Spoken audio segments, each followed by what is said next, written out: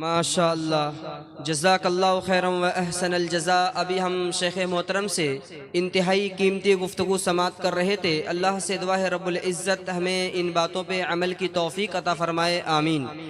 محترم سامعین، کہتے ہیں کہ جس وقت کا انتظار تھا وہ وقت آ گیا، یعنی اب میں بلا کسی تاخیر ہندوستان کے معروف و مشہور عالم دین، خطیب بے مثال، خطیب با کمال، فضیلت الشیخ حضرت مولانا سید معراج ربانی مدنی حفظہ اللہ، صدر مرکز الحجاز الاسلامی بنگلور سے انتہائی ادب کے ساتھ درخواست کرتا ہوں کہ شیخ محترم تشریف لائیں اور ہم سامعین سے خطاب کریں۔ آپ کے لیے میں ایک شعر یہ کہنا چاہوں گا کہ محفل میں چار چاند لگانے کے باوجود، محفل میں چار چاند لگانے کے باوجود جب تک نہ آپ آئے اجالا نہ ہو سکا۔ شیخ محترم سے درخواست ہے کہ تشریف لائیں اور ہم سامعین سے خطاب کریں۔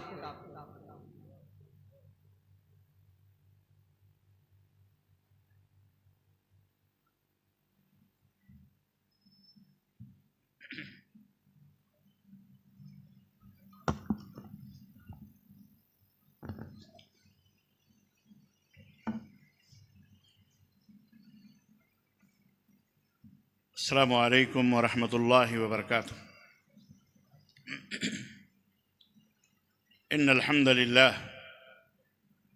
نحمده ونستعینه ونستغفره ونؤمن به ونتوکل علیہ ونعوذ باللہ من شرور انفسنا ومن سیئات اعمالنا من يهده الله فلا مضل له ومن يضلل فلا هادي له وأشهد أن لا إله إلا الله وأشهد أن محمدًا عبده ورسوله أما بعد فإن خير الحديث كتاب الله وخير الهدي هدي محمد صلى الله عليه وسلم وشر الأمور محدثاتها وكل محدثة بدعة وكل بدعة ضلالة وكل ضلالة في النار۔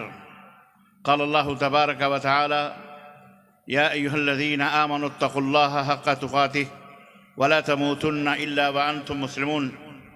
يا أيها الناس اتقوا ربكم الذي خلقكم من نفس واحدة وخلق منها زوجها وبث منهما رجالا كثيرا ونساء واتقوا الله الذي تساءلون به والأرحام إن الله كان عليكم رقيبا۔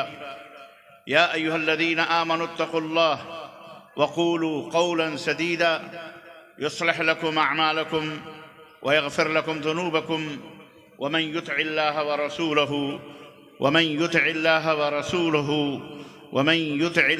ورسوله فقد فاز فوزا عظيما۔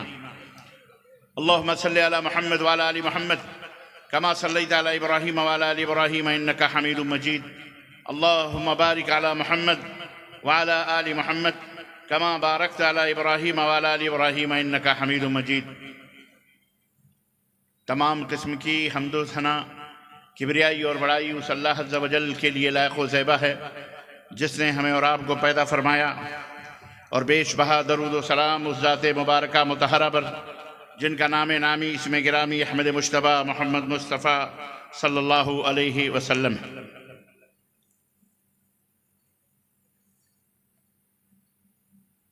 قابل احترام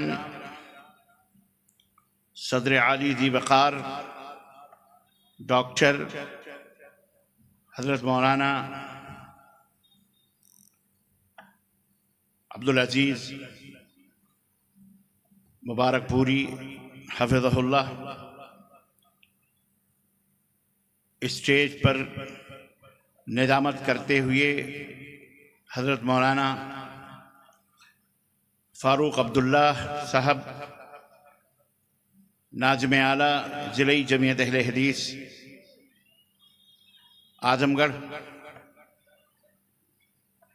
دیگر کتاب و سنت کے چمکتے ہوئے علماء، دعات، مبلغین،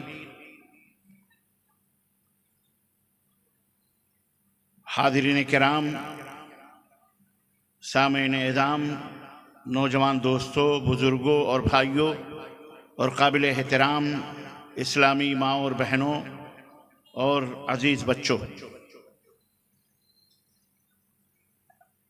آج بتاریخ 10 اپریل سن 2025 عیسوی کے اس اصلاح معاشرہ کی عظیم الشان کانفرنس میں جو ضلع اعظم گڑھ کے قصبے مبارک پور کے بغل میں واقع شہر املو کے اس تاریخی شہر میں اس عظیم کانفرنس میں جس موضوع پر آپ حضرات سے گفتگو کرنے کی سعادت حاصل کرنے جا رہا ہوں وہ انتہائی اہم اور انتہائی ضروری ہے، اور ہر انسان کے مرض کی دوا اور اس کا علاج اس کے اندر موجود ہے۔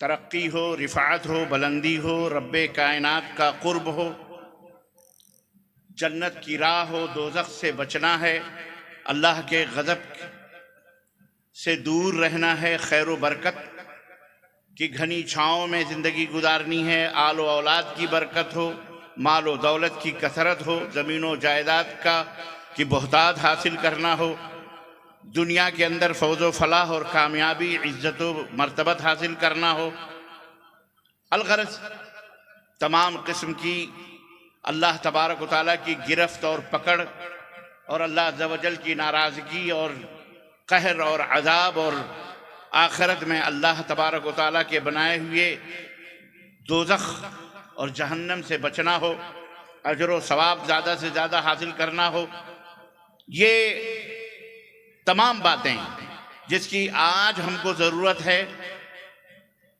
بحیثیت انسان ساری کائنات کے درد کا علاج ہے، ساری دنیا کے انسانیت کا جس کے اندر علاج موجود ہے، دوا موجود ہے، مرد ہو یا عورت ہو، جوان ہو یا بوڑھا ہو، سب کے لیے جس کے اندر فائدے ہی فائدے ہیں۔ آج اس موضوع کو میں آپ حضرات کی خدمت میں اس کی تشریح اور اس کی توضیح اور قرآن و سنت کی روشنی میں اس موضوع کے اوپر کچھ قیمتی باتیں عرض کرنے کی سعادت حاصل کرنے جا رہا ہوں، جس کا نام ہے صراط مستقیم کا تعارف۔ صراط مستقیم کیا ہے، کس کو کہتے ہیں،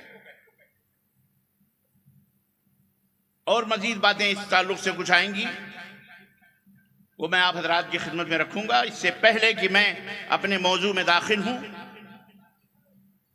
من لم یشکر الناس لم یشکر اللہ، نبی کائنات صلی اللہ علیہ وسلم نے فرمایا کہ جو لوگوں کا شکر گزار نہیں ہوتا وہ اللہ کا بھی شکر گزار نہیں ہے۔ میں ضلع اعظم گڑھ سے اور اس کے قرب و جوار سے آئے ہوئے تمام شیوخ، علماء، مشائخ اور حاضرین کرام، سامعین اعظام، ماؤں، بہنوں، بیٹیوں کا اور اس جلسے میں حاضرین تمام لوگوں کا اور اس جلسے کے انعقاد کرنے والوں کا میں تہہ دل سے بے حد مشکور و ممنون ہوں، جنہوں نے اپنے قیمتی وقت کی قربانی دی اور قیمتی مال کی بھی قربانی دے کر کے اللہ اور اس کے رسول کی باتوں سے لوگوں کو متعارف کرانے کے لیے، اللہ کا پیغام پہنچانے کے لیے، اللہ کے دین کی سربلندی کے لیے، اللہ کے گھر کی تعمیر کے لیے، مسجد خدیجۃ الکبریٰ کی تعمیر اور اس کی توسیع کے لیے اور اس کی بنیاد کو مضبوط بنانے کے لیے ایک عظیم الشان کانفرنس بلائی، اور آپ حضرات کا ٹھاٹھے مارتا ہوا یہ مجمع الحمدللہ اللہ اس کے رسول کے پیغام کو سننے کے لیے بے چین اور بے قرار، علماء کو دیکھنے اور ان کی باتوں کو سننے کے لیے آپ نے اپنے نرم بستروں کو چھوڑا، اور بارش آج جبکہ ہو چکی تھی، اور میرا خیال ہے کہ لوگوں کے درمیان شیطان نے یہ بھی آواز پہنچا دی ہوگی اور ضرور پہنچائی ہوگی کہ آج کا جلسہ کینسل ہے، کہاں جاؤ گے برسات کے اندر، کہاں جاؤ گے مچھروں میں، کہاں جاؤ گے پریشان ہونے کے لیے، سو جاؤ، پڑے رہو۔ اور نہ جانے کتنے ہمارے بھائی شیطان کی تھپکیوں میں کیا شکار ہو کر کے اپنے اپنے گھروں میں بیٹھے یا آرام کر رہے ہوں گے۔ اللہ تعالیٰ شیطان کے شر سے ہم سب کو محفوظ فرمائے، آمین یا رب العالمین۔ باوجود اس کے آپ حضرات کی تشریف آوری قابل اطمینان بخش ہے۔ اسلام کے اندر قلت و کثرت کا کوئی معیار نہیں ہے، قلت و کثرت کوئی معنی اور حیثیت نہیں رکھتے۔ کم من فئۃ قلیلۃ غلبت فئۃ کثیرہ وقلیل من عبادی الشکور۔ رب نے فرمایا کہ میرے بڑے ہی تھوڑے بندے ہیں جو شکر گزار ہیں، اکثر نہ شکرے ہیں۔ تو ہمیشہ ہر دور میں تھوڑے بندوں نے ہی اور بندیوں نے بھی اللہ تعالیٰ کا شکر ادا کیا ہے۔ اکثریت جہنم میں جانے والی ہے، یاد رکھو، اکثریت جہنم۔ بہت سارے لوگ ہوتے ہیں جن کو اپنی اکثریت پر بڑا گھمنڈ ہوتا ہے، اکثریت پر بڑا ناز ہوتا ہے۔ ہم زیادہ، تم دال میں نمک کے برابر صدقے کی طرح، ہم پورا ذخیرہ، ہمارے جماعت، ہمارا گروہ، ہمارا ملک، ہماری زمین، ہماری پراپرٹی، ہمارا پاور، ہماری طاقت، ہماری قوت بہت زیادہ، ہم سب سے زیادہ تعداد کے اندر ہیں۔ اس لیے ہم سب سے حق پر ہیں، ہم ظالم نہیں ہیں، ہم سب کے ساتھ مہربانی کرنے والے، ہم راہ حق پر ہیں، صراط مستقیم پر، دین حق پر ہیں۔ انہیں آج سبق لینا چاہیے، پڑے گا انشاءاللہ تعالی، اور ان کو اس بات کا علم ہے اور ہونا بھی چاہیے، اور آپ حضرات کو بھی اور تمام ہماری خواتین کو بھی اس بات کا علم ہونا چاہیے کہ اسلام میں قلت و کثرت کوئی حیثیت نہیں رکھتی۔ اسلام کے فیصلے قلت و کثرت پہ نہیں ہوتے۔ اسلام ایک شخص بھی، لَن يَهْدِيَ اللَّهُ بِكَ رَجُلًا وَاحِدًا خَيْرٌ لَكَ مِنْ حُمْرِ النِّعَمِ۔ نبی کائنات نے فرمایا کہ تمہاری جد و جہد سے ایک بندہ بھی اگر صراط مستقیم پر آ گیا تو پھر تم کامیاب۔ ایک شخص کتنا قیمتی ہے اسلام کی نظر میں۔ بھیڑ جمع کرنا، بھیڑوں کی چال جمع، یہ اسلام کا مقصود نہیں ہے۔ اسلام کے اندر جو گہرائی ہے، جو گہرائی ہے، جو عمقیت ہے، جو حسن ہے، جو جمال ہے، یہ سب کو نہیں ملنے والا ہے۔ یہ قلیل من عبادی، بہت کم تھوڑے بندے ہیں جن کو یہ نعمت حاصل ہونے والی ہے۔ تو اے میرے مسلمان بھائیوں، اے بھارت واسیوں، اور اب برادران وطن بھی میرے مخاطب ہیں، اور اپنے کلمہ پڑھنے والے سارے مسلمان بھی، اس ناحیے سے کہ سب کلمہ توحید کے پڑھنے والے ہیں، میں آج ان کو بھی اور آپ سب حضرات کو، حاضرین کو بھی، اور میری آواز جہاں جہاں بھی جا رہی ہے ان تمام سننے والے بھائیوں اور بہنوں تک بھی اللہ یہ آواز پہنچائے کہ میں آج اس اجلاس میں صراط مستقیم کا تعارف پیش کر سکوں۔ تعارف تو سمجھتے ہیں نا، تعارف، تعریف، پہچان کیا ہے؟ ایک شخص ایک آدمی سے ملتا ہے، سلام و دعا کے بعد پوچھتا ہے بھئی آپ کی تعریف، جناب کی تعریف، حضور کی تعریف، یعنی آپ اپنے بارے میں بیان کریں، آپ کون ہیں، کہاں سے آئے ہیں، کس کے بیٹے ہیں، کس محلے میں رہتے ہیں، کس ملک کے ہیں، کیا تعلیم کیا ہے، تربیت، یہ تمام سب، کتنے بیوی بچے، تفصیلات میں نہیں تو کم از کم مختصر سا تعارف پیش کر دیجئے کہ آپ کہاں سے آئے ہیں، کون ہیں، کیا کاروبار کرتے ہیں، اور آپ سے ملنے کا مطلب کیا ہے، ہمارے پاس آنے کا مقصد کیا ہے۔ مختصر تعارف، اور ایک تفصیلی تعارف ہوتا ہے۔ بہرحال آج کے اس مختصر سے وقت میں تو میں اسلام کا انتہائی مختصر ہی تعریف پیش کر سکتا ہوں۔ تفصیلات تو علماء آپ کو مسجدوں میں منبر و محراب سے ہر ہفتے اور ہر مہینے دعوت و تبلیغ کرنے والے ہمارے جو احباب ہیں ان سے آپ سنتے ہوں گے۔ عزیزان محترم، ان تمام تشکر آمیز، امتنان آمیز کلمات کے بعد، اور اللہ تعالیٰ سے دعا کرتے ہوئے کہ اللہ تبارک و تعالیٰ ہماری اس حاضری کو قبول فرمائے، اور اس چھیتر کو، اس علاقے کو، بلکہ پورے ہمارے عزیز وطن کو، پیارے وطن کو اللہ ہر شر اور ہر مکر و فریب سے اور ہر باطل اور جھوٹ اور شیطانوں کے ظلم و زیادتی سے اللہ تعالیٰ محفوظ رکھے اور ہمارے وطن کی حفاظت فرمائے۔ اس کے بعد میں اپنے موضوع کے اندر داخل ہو رہا ہوں۔ صراط مستقیم کیا ہے؟ صراط مستقیم کا تعارف ہر آدمی چاہتا ہے، اور اللہ بھی چاہتا ہے۔ اللہ کی مرضی ہے، اللہ کی خواہش ہے، آپ چاہیں نہ چاہیں، لیکن اللہ تبارک و تعالیٰ یہ چاہتا ہے کہ میرا بندہ صراط مستقیم پہ رہے. اور اس کی سب سے بڑی دلیل کیا ہے؟ اس کی سب سے بڑی دلیل یہ ہے کہ 5 وقت کی نماز فرض ہوئی.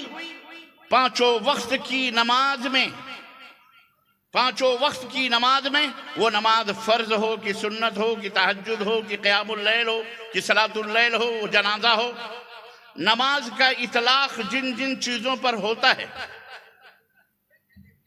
ان تمام کی ابتدا اور اس کے آغاز ہی میں اللہ تبارک و تعالیٰ نے سورہ فاتحہ کے پڑھنے کو فرض قرار دیا ہے. نبی کائنات نے فرمایا کہ من لم یقرأ بفاتحۃ الکتاب فلا صلاۃ لہ، جو سورہ فاتحہ نماز میں نہ پڑھے اس کی نماز نہیں ہوتی. اللہ رب العزت نے سورہ فاتحہ، اللہ اس کے رسول نے سورہ فاتحہ کو نماز میں بالکل اسی طرح سے رکھ دیا ہے جیسے میں مثال کے ذریعے آپ کو سمجھانا چاہتا ہوں تاکہ میری بات بہت سارے ایسے بھی احباب ہیں جن کی سمجھ میں نہیں آتی، وہ بھی سمجھ لیں بڑی اچھی طریقے سے. بالکل سورہ فاتحہ کی مثال ایسے ہی ہے جیسے آپ چائے بنانے کے لیے کیتلی رکھتے ہیں. ہماری مائیں بہنیں بیٹیاں بناتی ہیں چائے، آپ بھی بناتے ہیں، ہوٹل والا بھی بناتا ہے. کیتلی آپ نے رکھی، بالکل بھینس یا گائے کے تھن سے پیور دودھ نکال کر کے آپ نے کیتلی میں ڈالی. اس کے اندر آپ نے شکر بھی ڈالی، اس کے اندر آپ نے ادرک بھی ڈالی، اس کے اندر آپ نے لونگ بھی ڈالی، اس کے اندر آپ نے الائچی بھی کوٹ کے ڈالی. بہترین اسپیشل چائے چاہیے ہے کہ نہیں؟ آپ نے یہ تمام سب چیزیں اس کے اندر ڈالی اور بڑے پیار سے ڈالی، کھولایا. آپ نے کھولانے کے بعد پیالیوں میں ڈھال کر کے لوگوں کو کہا کہ آپ لیجیے چائے پیجیے. مجھے آپ بتائیں کہ اگر وہ ہوٹل والا ہے تو لوگ اس کے ساتھ کیا سلوک کریں گے، اور اگر مہمان ہیں تو وہ آپ کے ساتھ کیا سلوک کرے گا؟ آپ مجھے اس کا جواب دیجئے کہ کیا اسے کوئی بھی عقل مند آدمی اس پیالی میں ڈھلی ہوئی دودھ کے اس کو کوئی چائے کہے گا؟ بولیے. اس میں آپ نے چائے کی پتی نہیں ڈالی، جان بوجھ کر نہیں ڈالی یا بھول کر نہیں ڈالی. لیکن ادرک بھی ڈالنا آپ نہیں بھولے، آپ اس کے اندر لونگ ڈالنا بھی نہیں بھولے، الائچی بھی ڈالنا نہیں بھولے، شکر بھی ڈالنا نہیں بھولے. مکمل طریقے سے آپ نے پورے پروسیس چائے کی طرح آپ نے بنائے، لیکن آپ نے چائے کی پتی نہیں ڈالی. دنیا کا کوئی بھی معقول آدمی یا غیر معقول آدمی بھی اسے چائے کہہ سکتا؟ بولو، اما زور سے بولو. ہاں تو ایسے بولو ذرا میں بھی سنوں، کیا آواز نہیں جاتی ہے؟ ہاں بیٹا جزاک اللہ خیر. اسے کوئی چائے نہیں کہہ سکتا ہے.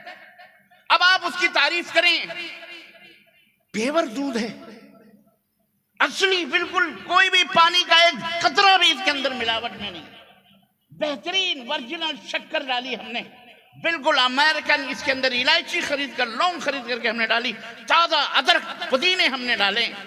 آپ لاکھ تعریف کر لیں لیکن دنیا کی کوئی طاقت اسے چائے کہہ سکتی؟ بولو، آواز دو ذرا، سمجھو اس حقیقت کو جو بات میں سمجھانا چاہتا ہوں. عزیزان محترم، اس کی اہمیت تو میں بعد میں ابھی بتاؤں گا، پہلے آپ یہ بنیاد تو سمجھ لیں. اسے کوئی چائے نہیں کہہ سکتا ہے.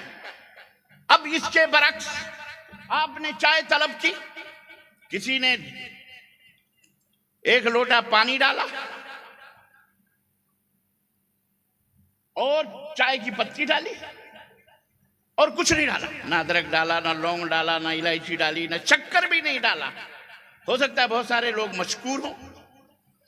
مشکور سمجھتے ہو کس کو کہتے ہیں؟ آج نیا جملہ ملا ہے، حضرت مولانا بقیت السلف عبد الرحمن بن عبید الرحمن مبارک پوری حفظہ اللہ، ان کے بھائی ڈاکٹر عبدالعزیز حفظہ اللہ تشریف فرما ہے. ایک انتہائی معتبر شخصیت اس جلسے کی صدارت کرتی ہوئی، یہ ہم سب کے لیے بڑی ناز اور بڑے شرف اور سعادت کی بات ہے. آج میں ان سے جب ملنے گیا، بارش بڑی تیز ہو رہی تھی، باوجود اس کے جب ملنے گیا تو انہوں نے کہا آپ تو مشکور نہیں ہیں. تو میں تھوڑے سے اس میں کنفیوژن میں پڑ گیا، شیخ میں آپ کا تو مشکور ہوں، ممنون ہوں. کہنے لگے نہیں، وہ مشکور شکر والا مشکور، کہ مطلب آپ کو شکر تو نہیں ہے. تو وہی بات ہے، آپ نے شکر بھی نہیں ڈالی، کیونکہ بہت سارے لوگ آج کل شکر نہیں پیتے، اور آپ نے شیشے میں ڈھال کر کے وہ چائے کی پیالی یا چائے کا گلاس کسی کو بھی دیا، اور اس نے چکھی، اس چائے کو تھوڑی سی چسکی لی، فوراً وہ بولے گا یار یہ چائے میں آپ نے شکر نہیں ڈالی، یہ شکر آپ بھول گئے. یعنی کچھ نہیں ہے اس میں سوائے پانی کے اور سوائے اس چائے کی پتی کے. لیکن ہر بچہ غیر معقول شخص بھی دیکھے گا، پیے گا تو کہے گا یہ چائے. کہے گا کہ نہیں کہے گا؟ بولو. آپ لاکھ اب میں آپ کو اس مثال کا وہ بتا رہا ہوں کہ یہ مثال کیوں دی جاتی ہے. یہ مثال میں نے اس لیے دی ہے کہ بالکل یہی حال نمازوں کا بھی ہے. آپ سینت کر کے رکوع کریں، بڑے استقلال، بڑے اہتمام کے ساتھ سجدے کریں، پورا قرآن پڑھ ڈالیں، سوائے پورا قرآن پڑھ ڈالیں، سوائے سورہ فاتحہ کے، قل هو اللہ سے لے کر قل اعوذ برب الفلق سے لے کر کے پورا سورہ فاتحہ کو چھوڑ کر الف لام میم سے لے کر کے والناس کی سین تک پڑھ ڈالیں، اور آپ سجدہ بھی کر لیں، رکوع بھی کر لیں، بڑے ماشاءاللہ تبارک اللہ ہر آدمی کہے گا نمازی. لیکن اگر آپ نے اس میں سورہ فاتحہ نہیں پڑھی تو آپ بتائیں وہ نماز ہو جائے گی؟ کوئی بھی دنیا کا معقول آدمی نہیں کہے گا کہ اس کی نماز ہو جائے گی. کیوں؟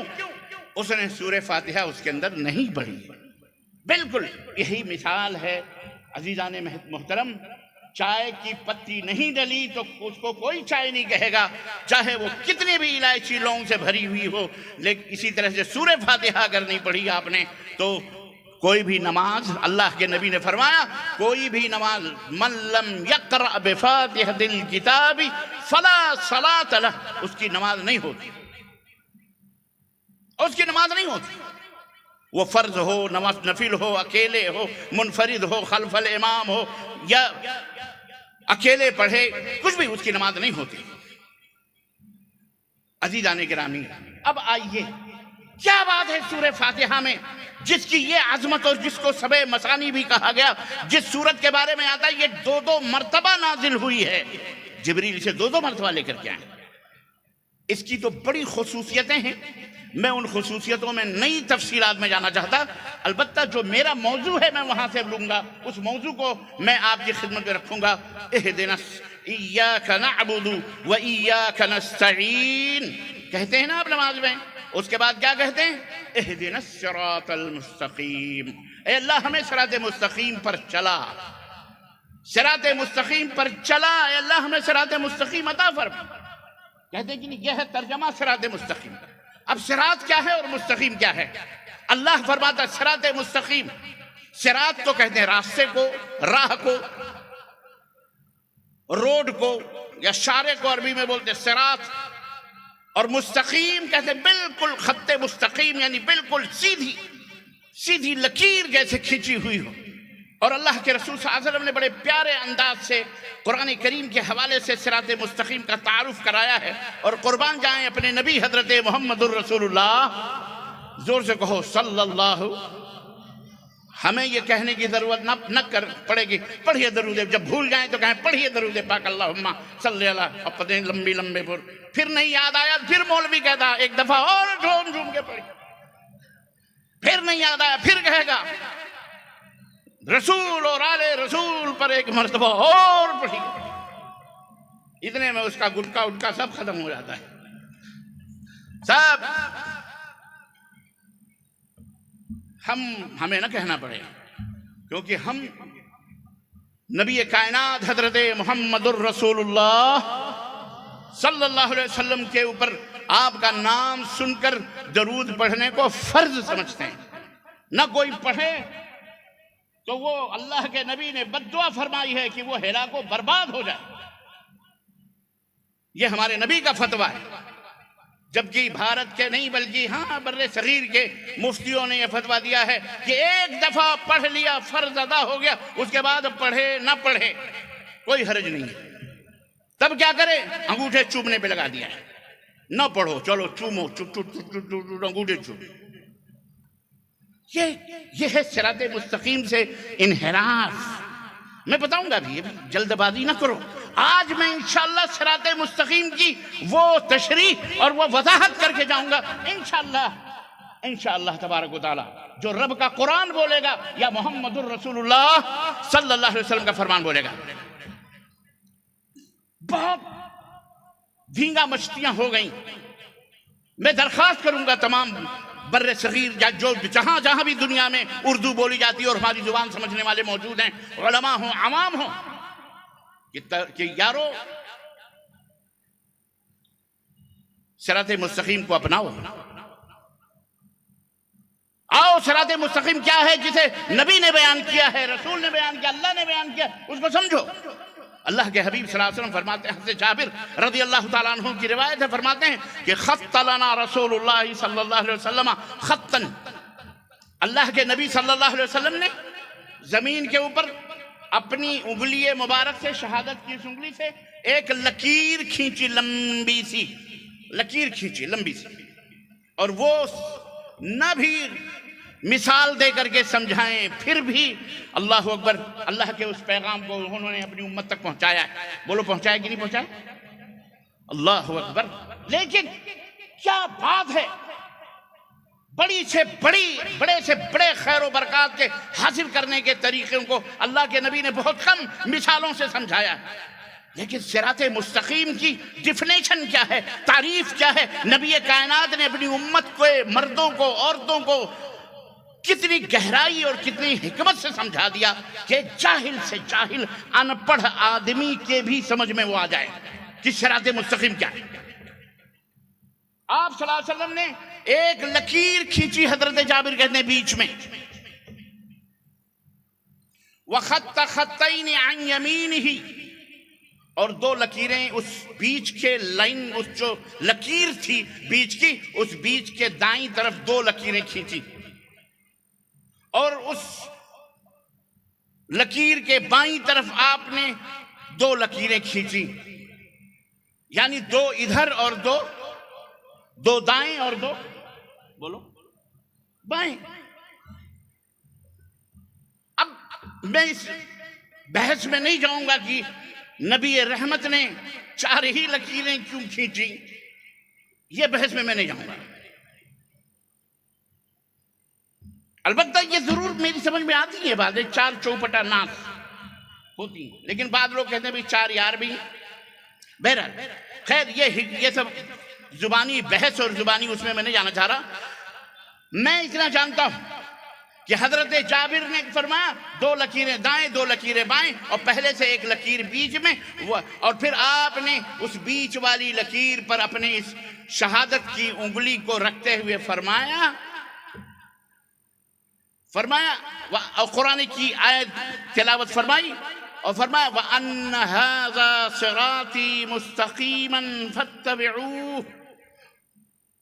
اللہ نے اے میری امت کے لوگوں سنو، بیچ کی انگلی، یہ جو ہے بیچ کی جو لکیر تھی، اس کے اوپر انگلی رکھ کے فرمایا کہ اللہ نے فرمایا ہے کہ یہ سیدھی لکیر مجھ تک پہنچنے والی ہے، یہی صراط مستقیم ہے، تو تم اسی صراط مستقیم کی اتبعوہ، پیروی کرو، اتباع کرو، اسی کو فالو کرو. وَلَا تَتَّبِعُوا السُّبُلَ، اور یہ دائیں اور یہ بائیں جو دو لکیریں ہیں، یہ سبل ہیں، یہ راستے ہیں، ان پر شیاطین بیٹھے ہوئے ہیں. وَلَا تَتَّبِعُوا السُّبُلَ فَتَفَرَّقَ بِكُمْ عَنْ سَبِيلِهِ، ان کی پیروی مت کرو، ان کے پیچھے مت چلو، ورنہ تم گمراہ ہو جاؤ، سیدھے راستے سے، صراط مستقیم سے بھٹک جاؤ گے. ذَلِكُمْ وَصَّاكُمُ اللَّهُ بِهِ، اللہ نے اس بات کی تمہیں وصیت کی.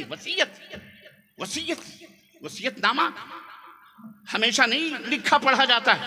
وصیت آخری دن، سانس کی آخری لمحات میں، زندگی کے آخری لمحات میں ایک بندہ وصیت لکھتا ہے، یہ میری وصیت ہے، اتنا فلاں کو، اتنا فلاں کو، اتنا قرضہ، اتنا فلاں، اتنی مسجد کو، اتنے مدرسے کو، اتنے اوقاف کو دیا جائے.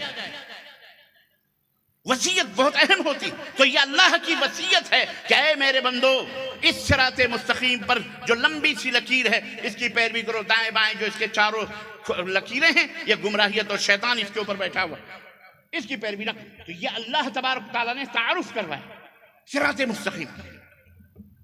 اب سمجھ میں آیا کہ جو جنت کی راہ ہے، جو اللہ کی راہ ہے، اللہ کی نزدیکی حاصل کرنا ہے، اللہ کی ولایت حاصل کرنی ہے، اللہ کی معرفت حاصل کرنی ہے، طریقت حاصل کرنا ہے، نجابت حاصل کرنا ہے، ولایت حاصل کرنا ہے، نبی کا اللہ کا قرب حاصل کرنا ہے، دوزخ سے بچنا ہے، جہنم سے بچنا ہے، اللہ کے غضب سے بچنا ہے، اور اسی طرح سے دنیا کے خسارے اور ٹوٹے سے بچنا ہے، اور خیر و بھلائی سے قریب ہونا ہے، تو ہر آدمی کو چاہیے وَأَنَّ هَذَا صِرَاطِي مُسْتَقِيمًا، یہ اللہ کا سیدھا راستہ ہے، اسی کی پیروی کرو، اسی کے پیچھے چلو، دائیں بائیں نہ جاؤ۔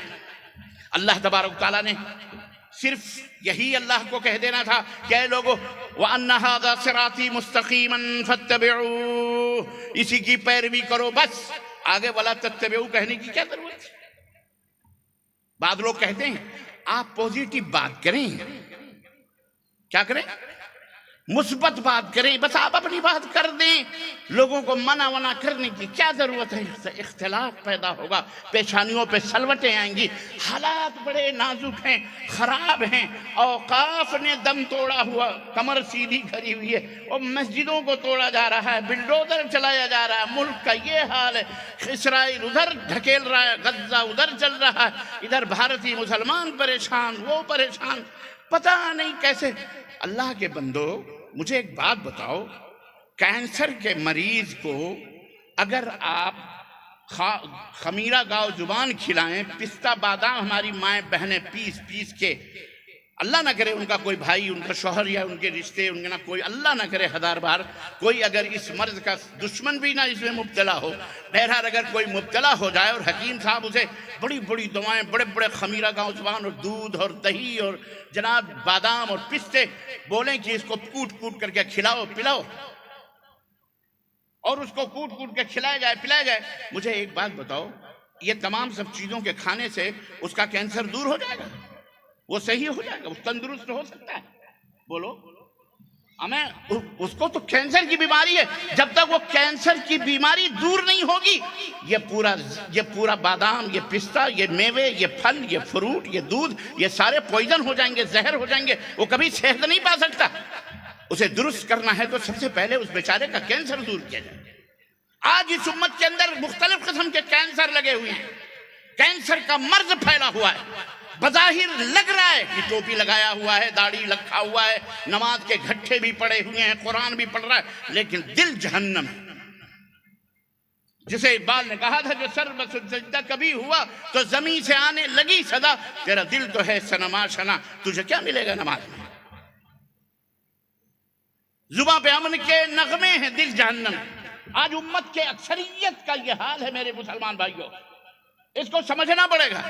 تو اوپر سے لیپا پوتی کرنے سے کوئی فائدہ بولو نہیں ہوگا، اوپر سے لیپا پوتی کرنے سے کوئی فائدہ نہیں ہوگا جب تک اندر سے اس کا علاج نہیں ہوگا اور اس کے کینسر کو ختم نہیں کیا جائے گا، تب تک کوئی بھی طاقتور گولی یا کوئی بھی طاقتور غذا اسے کوئی نفع نہیں پہنچے۔ اسلام نے اس کینسر کا علاج کیا، اسلام نے اس بنیادوں کو اپنے بندوں کو، اب اللہ نے اپنے بندوں کو جمع ہونے کا حکم دیا ہے، جن بنیادوں جن راہوں سے آج شیطان نے ان کو بھٹکا دیا، آپس میں اختلافات ڈال دیے، آپس میں مفاد پرستیاں ڈال دی، آپس میں جناب علی منہ دیکھی بات کرنے والا بنا دیا ہم کو، کہ جیسا دیش ویسا بھیس چلتے رہو۔ اسلام نے اس کی اجازت ہم کو نہیں دی ہے۔ اسلام نے ہمیں ایک ذمہ داری سونپی ہے کہ ہم اس ذمہ داری کو نبھائیں۔ تأمرون بالمعروف وتنہون عن المنکر، برائیوں کو روکو اور بھلائیوں کو حکم دو، یہ ہماری ذمہ داری ہے۔ ہمیں چاہیے کہ ہم اپنے دیش میں، اپنے ملک میں امن کی استھاپنا کیسے ہو سکتی ہے، ظالموں کو کیسے روکا جا سکتا ہے، ان کے ظلم سے کیسے بچا جا سکتا ہے، ان کے ظلم کو ختم کیسے کیا جا سکتا ہے، ان کی ریشہ دوانیوں کو مٹایا کیسے جا سکتا ہے، ان کے ناانصافیوں کو ختم کیسے کیا جا سکتا ہے، یہ ہم مسلمانوں کی ذمہ داری ہے۔ یہ جو ظالم آج ہمارے اوپر سر چڑھ کر کے ہمیں صحیح کرنے کی دعوے کر رہا ہے کہ مسلمانوں کو صحیح ہونے کی ضرورت ہے، یہ ہونے کی ضرورت ہے، وہ بے شک صحیح ہونے کی ضرورت ہے، مشورہ تمہارا صحیح ہے، ہمیں موقع دو، ہم انشاءاللہ آپس میں اصلاح کریں گے، ہم وہ پاور وہ طاقت حاصل کریں گے جو پاور اور طاقت اللہ کی ہمارے سے روٹھی ہوئی ہے، رکی ہوئی ہے، اللہ کا غضب ہمارے اوپر اترا ہوا ہے. ہمیں تھوڑا سا موقع دو، سمجھو. اور میرے مسلمان بھائیو، اب کب سمجھو گے؟ پانی سر سے اونچا ہوتا جا رہا ہے. آج بھی آپ غیر اللہ سے لو لگائے بیٹھے ہوئے ہیں. میری سمجھ میں نہیں آ رہا، وہ غیر اللہ جو خود اپنی حفاظت نہیں کر سکتے، جو خود بھی مر سڑ گل گئے، سب کچھ ختم ہو گئے، پھر بھی آج آپ ان کو مددگار، فلانی، مشکل کشا اور پتنی حاجت روا اور پتنی کیا کیا سمجھے بیٹھے ہوئے اللہ کے مقابلے میں. تمہیں کوئی بچا رہا ہے؟ وہ جو ایک فقیر تھا، کہتے ہیں کہ فقیر نہیں، پاگل خانے میں جب نہرو جی مشاہدہ کرنے کے لیے، دورہ کرنے کے لیے پاگل خانے میں گئے تو جا رہے تھے، ایک پیڑ پر ایک پاگل بیٹھا ہوا تھا، ادھری سے گزرے. شیروانی ورانی تو پہنتے تھے نہرو جی، تو اس پاگل نے ان کو بلایا، کہا ادھر آؤ. نہرو جی گئے، وہ تھوڑا نیچے آیا، اس نے کہا کون ہو؟ کہا کون ہو؟ تو نہرو جی نے کہا میں اس ملک کا وزیر اعظم ہوں، پرائم منسٹر ہوں. تو اس نے کہا آہستہ بولو. کہا کیوں؟ کہا باہر میں نے بھی یہی کہا تھا.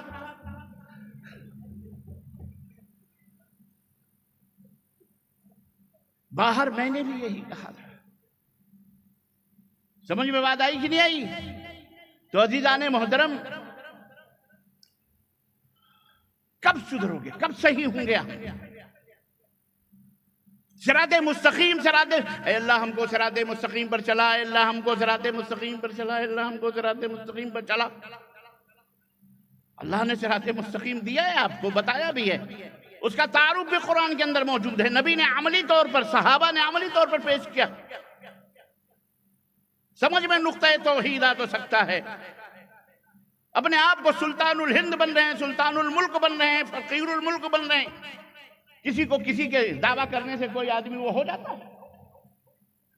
اور جوتے الگ پڑ رہے ہیں. کوئی ہم کو نہ بادشاہ بتا رہا ہے، نہ کوئی ولی، نہ کوئی پیر، نہ کوئی بزرگ، نہ کوئی ایت، نہ کوئی بیعت، نہ کوئی سجادہ نشین، نہ کوئی درگاہی، نہ کوئی مداری، نہ کوئی قبوری. کوئی بچانے آ رہا ہے؟ سمجھو ذرا، میری بات کو برا نہیں لگنا چاہیے، نہ ماننا. میں یہ سمجھانے کے لیے بات بتا رہا ہوں. برائیوں سے رکو. سب سے بڑی برائی یہی ہے، اللہ تبارک و تعالیٰ کے مقابلے میں دوسرے کو مشکل کشا سمجھنا، حاجت روا سمجھنا. ہم اپنے بزرگوں کا احترام کریں، یہ الگ چیز ہے، لیکن انہیں اللہ کا ساجیدار بنائیں، انہیں اللہ کا شریک بنائیں، اللہ کی عبادتوں میں ان کو پارٹنر بنائیں. استغفر اللہ، نعوذ باللہ. یاد رکھو، وہ بیوی نہیں ہوتی جو بیوی اپنے شوہر کے بسترے میں کسی غیر مرد کو شریک کرے، ساجیدار بنائے. وہ کتنی ہی وفادار کیوں نہ ہو، وہ کتنی ہی ملنسار کیوں نہ ہو، وہ کتنی ہی شوہر کے پاؤں سر دبانے والی کیوں نہ ہو، بہترین کھانے پکانے والی، کپڑا دھلنے والی، پریس کرنے والی، فرما بردار، مطیع، حکم ماننے والی، سب کچھ ہو، لیکن اگر اس نے ایک دفعہ بھی اپنے بسترے پر کسی غیر مرد کو سلایا تو ہمیشہ کے لیے اس کی یہ تمام وفائیں اور اس کی یہ تمام ملنساریاں اور اس کے تمام خدمات شوہر لمحے کے اندر ختم کر کے، لات مار کر کے اس کو دروازے سے باہر کرتا ہے. بولو کرتا ہے کہ نہ اسے اس کی ملنساری یاد آئے گی، نہ اس کا کھانا پکانا، نہ اس کی خدمت، نہ اس کا بھولا پن، نہ اس کا حسین و خوبصورت چہرہ. بیاہ کے لایا ہے، 2 کروڑ 2 لاکھ 10 لاکھ پیسے دے کر کے لایا ہے، مہر دے کے لایا ہے، لات مار کر کے باہر کرے گا کہ ایسی طوائف کی مجھے ضرورت ہے. بولو، آپ نماز پڑھیں، آپ روزہ رکھیں، داڑیاں رکھیں، نمازیں گھٹے بنائیں، سب کچھ کریں. آپ ایک دفعہ بھی کسی درگاہ، کسی مزار، کسی چھتے، کسی علم چبوترے پر آپ نے ماتھا ٹیکا یا انہیں مشکل کشا، حاجت روا سمجھ کے پکارا، رب کعبہ کی قسم ہے، نہ نبی نے فرمایا، نہ صحابہ نے فرمایا، نہ ابو بکر کا فرمان ہے، نہ عمر کا فرمان ہے، نہ عثمان کا فرمان ہے، نہ سیدنا علی ابن ابی طالب رضی اللہ تعالی عنہم اجمعین کا فرمان ہے، نہ کسی صحابہ. کسی کا یہ عمل، کسی کا یہ دین، یہ صراط مستقیم نہیں ہے. یہ بتانے کی ہمیں ضرورت پڑ رہی ہے. اس کی وجہ یہ ہے کہ آج ہمارے درمیان بہت سارے سے بھولے بھالے لوگ موجود ہیں جنہیں ہاتھ پکڑ کر کے بھی سمجھایا جاتا ہے لیکن سمجھ میں نہیں آتا، تو تھوڑا تھپڑ مارنا پڑتا ہے، تھوڑا دھکا دینا پڑتا ہے. اب ایسے نہیں سمجھ تو ایسے سمجھ. تجھے ہم جنت کی طرف لے کے آ رہے ہیں، تو جہنم کی طرف بھاگا جا رہا، باولا بنا ہوا ہے۔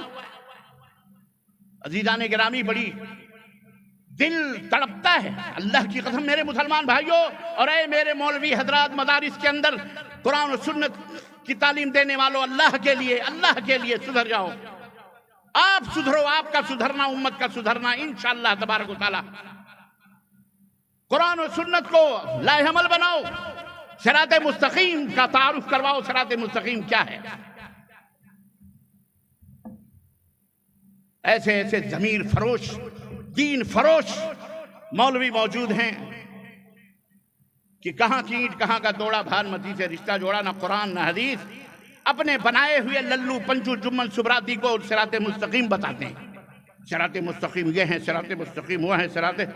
عجیب و غریب معاملہ ہے۔ ہمارے دیش کے اندر کچھ ایسے ایک طبقہ موجود ہیں جو تمام خداؤں کا مرکز اور سینٹر بھارت ہی کو بنائے ہوئے ہیں۔ نہ امریکہ میں وہ موجود ہیں، نہ چائنا میں، نہ جاپان میں، جہاں نہیں وہاں ترقی، اور جہاں یہ بیٹھے ہیں وہاں تنزلی ہیں۔ اللہ کی قسم، ایسے ہی ہمارے کلمہ پڑھنے والوں میں ایک طبقہ ایسا ہے جس نے سب کا سارے اولیاء اللہ بھارت ہی کے اندر اپستھت ہوئے ہیں، بقیہ کہیں نہیں ولی اللہ، نہ چائنا میں، نہ امریکہ میں، نہ سعودیہ میں، نہ کہیں نہیں موجود ہیں، یہی موجود ہیں، کیونکہ ایسے احمق موجود ہیں جو چاہے آپ کا حسن کرشمہ ساز کرے۔ خیرت کا نام جنو رکھ دیا، جنو کا خیرت۔ میرے مسلمان بھائیو، اللہ کے لیے دل کا درد ہے جو میں آپ کی خدمت میں رکھ رہا ہوں، سمجھو اس کو اللہ کی قسم۔ رب کائنات کے قرآن پر ایمان ہے کہ نہیں ہے؟ اگر ہے تو یہ بے غیرتی کیوں ہے؟ کیوں یہ انحراف ہے اللہ کے قرآن سے؟ کیوں یہ انحراف ہے حضرت محمد الرسول اللہ صلی اللہ علیہ وسلم کے فرمان سے؟ کیوں جھوٹ کیوں بولتے ہو؟ اور اے مسلمانوں، تمہارے عقلوں پر پتھر پڑ گئے ہیں کیا؟ تمہیں سمجھ نہیں آتی؟ تمہیں نہیں سمجھ آتی کہ جو مرنے کے بعد نہ اپنا غسل کر سکا، نہ اپنا کپڑا اتار سکا، نہ خود چل کے قبرستان جا سکا، لوگوں نے اس کے کپڑے اتارے، اس کے پوتڑے دھلے، اس کے پیخانے پیشاب کو صاف کیا، لوگوں نے اسے کپڑے اتار کر اس کو کفن پہنایا اور اسے کندھوں پہ لاد کر نومن مٹی کے نیچے دفن کر دیا۔ تمہاری سمجھ میں نہیں آتا؟ وہ تمہیں کیا دے سکتا ہے؟ قبر کے نیچے پہنچتے ہی کرامتوں کا سوتا ابل پڑا۔ واہ بھائی واہ، زندہ باد ہندوستان، زندہ باد کے مسلمانوں تمہارے واہ۔ کب سمجھ میں آئے گی؟ کب اپنے رب کو پہچانو گے؟ کب اللہ نے جو صراط مستقیم جو صبح و شام رکھتے ہو اور نہیں مل رہا، اس کا مطلب یہ ہے کہ کہیں کھوٹ ہے، اسی لیے آپ کو نہیں مل رہا ہے۔ آپ صرف زبانی طور پر کہہ رہے ہیں اہدنا الصراط المستقیم، اہدنا الصراط المستقیم، اہدنا الصراط المستقیم، اور اللہ نے کتنا کلیئر کٹ میں آپ کو صراط مستقیم سمجھا دیا ہے کہ اس سے بڑھ کر کے اب کوئی نہیں سمجھا سکتا، اللہ کی قسم۔ 24 گھنٹے کی نمازوں میں آپ، نفلوں میں آپ، فرضوں میں آپ، ہر جگہ اہدنا الصراط المستقیم کہہ رہے ہیں، لیکن آپ صراط مستقیم سے کیوں بھٹکے؟ اگر سب ایک راستے پہ چل رہے ہیں تو پھر ایک دوسرے کو غلط راہوں پر بتا کیوں رہا ہے؟ کیوں کہہ رہا ہے تم راستے سے بھٹک گئے؟ وہ کہہ رہا ہے وہ راستے سے بھٹک گئے، وہ کہہ رہا ہے ہماری جماعت صراط مستقیم پر ہے، وہ کہہ رہا ہے ہماری جماعت صراط مستقیم پر ہے، وہ کہہ رہا ہے ہمارا فرقہ صراط مستقیم پر ہے، وہ کہہ رہا ہے ہمارے مفتی صاحب، ہمارے علامہ صاحب صراط مستقیم پر ہیں۔ بس ہر آدمی کیوں؟ اگر ایک ہی رخ پر سب جا رہے ہیں تو پھر ایک دوسرے کے خلاف کیوں؟ وجہ کیا ہے؟ وجہ یہ ہے کہ انہیں صراط مستقیم کی سمجھ نہیں ہے۔ الگ الگ ٹولیاں بنا کر کے اپنے آپ کو صراط مستقیم کا ٹھیکیدار سمجھا ہوا ہے۔ ہم کہتے ہیں صراط مستقیم وہ ہے جو اللہ کا فرمان ہے، جس پر اللہ کا فرمان ہے، اور صراط مستقیم وہ ہے جس پر حضرت محمد الرسول اللہ صلی اللہ علیہ وسلم کا فرمان ہے۔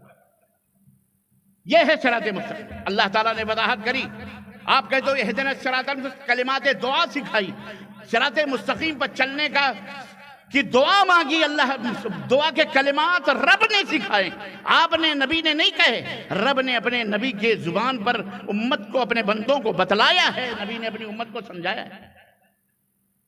اہدنا الصراط المستقیم، اے اللہ ہمیں صراط مستقیم پر چلا، بات ختم ہو گئی تھی۔ منفی باتیں سمجھانے سے منع کرنے والوں، کان کے ڈاٹ کھول کر میری قرآن کی اگلی آیتوں کو سنو۔ صرف میٹھے میٹھے میٹھے میٹھے بن کے شوگر پیشنٹ بن گئے، تو امت کو بھی شوگر پیشنٹ بنا دیا۔ مرچیاں کھاؤ ذرا ہم جیسے لوگوں سے، شوگر کیا اور بلڈ پریشر ذرا کم ہوگا، صحیح ہو جاؤ گے۔ مرچی دے رہا ہوں میں۔ صراط المستقیم، مجھے ہمیں صراط مستقیم پہ چلا۔ آگے سنو، آگے کیا ہے؟ آگے کیا ہے بچوں؟ صراط الذین ہے صراط الذین انعمت علیہم۔ یہاں بھی اسٹاپ لو تھوڑی دیر کے۔ اللہ صراط مستقیم کی وضاحت فرما رہا ہے۔ میرے اے اللہ ہمیں صراط مستقیم پہ چلا۔ اے اللہ کون سا صراط مستقیم؟ رب نے پہچان بتائی، صراط الذین انعمت علیہم۔ اے اللہ وہ صراط مستقیم جس پر تیرے انعامات ہوئے ہیں، جس پر تیرے انعامات، بخشش، رحمت، کرم، نوازش، عنایات ہوئے ہیں، وہ صراط مستقیم جس ان لوگوں کے راستے پر چلا جن پر تیرے انعامات ہوئے ہیں۔ انعمت علیہم، انعمت وہ صراط مستقیم جن پر تیرے انعامات ہوئے ہیں۔ اب قرآن ہی سے پوچھتے ہیں، تو بتا کس پر اللہ کے انعامات ہیں، کن کن لوگوں کے اوپر اللہ کے انعامات ہیں؟ رب نے دوسری سورہ مبارکہ کے اندر ارشاد فرمایا، وَمَن يُطِعِ اللَّهَ والرسول، جو اللہ کی اطاعت کرتے ہیں۔ سنو ڈیفینیشن کیا ہے؟ جو اللہ کی اطاعت کریں، رسول کی اطاعت کریں، فَأُولَئِكَ مَعَ الَّذِينَ أَنْعَمَ اللَّهُ عَلَيْهِمْ۔ قربان جاؤ مسلمانوں، یہ علامت اور یہ پہچان قرآن کی ہے، رب کعبہ کی قسم ہے۔ کوئی دنیا کا مفتی، مائی کا لال، کسی بھی مذہب کا صدر، سیکریٹری، سردار، شیخ الاسلام اور شیخ العلماء الکل فی الکل جلبی کچھ بھی کہہ لو، کوئی مائی کا لال اس کا انکار نہیں کر سکتا۔ رب نے فرمایا جو اللہ کی اطاعت کریں اور رسول کی اطاعت کریں، فَأُولَئِكَ تو وہ لوگ، مَعَ الَّذِينَ ان لوگوں کے ساتھ ہوں گے، ان لوگوں کے ہمراہ ہوں گے، ان لوگوں کی صفوں میں ہوں گے، ان لوگوں کے ساتھ ان کا حشر ہوگا۔ انعم اللہ علیہم، ان لوگوں، کون لوگ؟ جن پر اللہ کا انعام ہوا ہے۔ وہ کون لوگ ہیں؟ من النبیین والصدیقین والشہداء والصالحین، جو اللہ کی رسول کی اطاعت کریں گے ان کا حشر ان کے ساتھ ہوگا۔ جو نبی ہوں گے، جو رسول ہوں گے، جو صدیقین ہوں گے، جو شہداء ہوں گے، جو صالحین نیکوکار ہوں گے، ان لوگوں کے ساتھ اللہ انہیں مقام اور رتبہ عطا فرمائے گا، ان کا حشر فرمائے گا۔ کلیئر؟ نبیوں کے جھنڈوں کے نیچے آنا چاہتے ہو؟ صدیقین، جو سچ، صدیقین کس کو کہتے ہیں؟ تو بھی صحیح، میں بھی صحیح۔